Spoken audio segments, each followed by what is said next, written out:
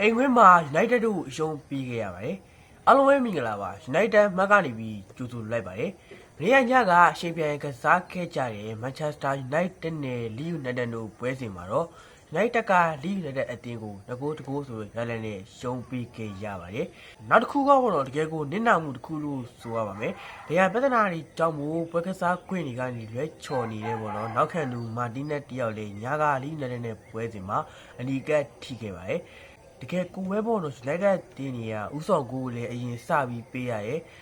နောက်ကနေလိုက်ပြီးကစားခဲ့ရရဲ့ပေါ့နော်ဒီကွင်းလန်မှာလည်းအပြက်တွေများခဲ့တယ်ကစမဲတို့ရဲ့ကောင်းတဲ့ဂိုးတွေကိုရရှိခဲ့တယ်ဆိုပေမဲ့ကစမဲတို့ရဲ့အတော်လုံးအပြက်တွေလည်းတော်တော်လေးကိုများနေတဲ့အနေထားမှာလည်းရှိနေပါတယ်တကယ်ကိုညတော့ကလည်းဂိုးသမားလန်မန်တက်ရောက်လဲပေါ့နော်ပုံမှန်လက်စွမ်းအောက်ကိုလည်းကြာဆင်းနေပြီးတော့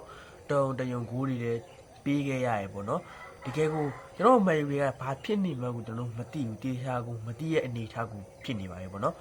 တကယ်ကိုညကပုံမှန်ဆိုရှင်ပွဲကစားချိန်တွေကြာလာလေ United ကဘောလုံးကိုချီလေးမှမထိန်သိမ်းတာနိုင်နေပဲဘောလုံးကျွန်တော်တို့ရောက်ပြီဆိုရတယ်အဲ့လိုမျိုးအပြင်ကိုကန်ထုတ်တဲ့ပုံစံတွေကတကယ်ကိုပဲစိတ်ပြတ်ဖို့ကောင်းတယ်ပေါ့နော်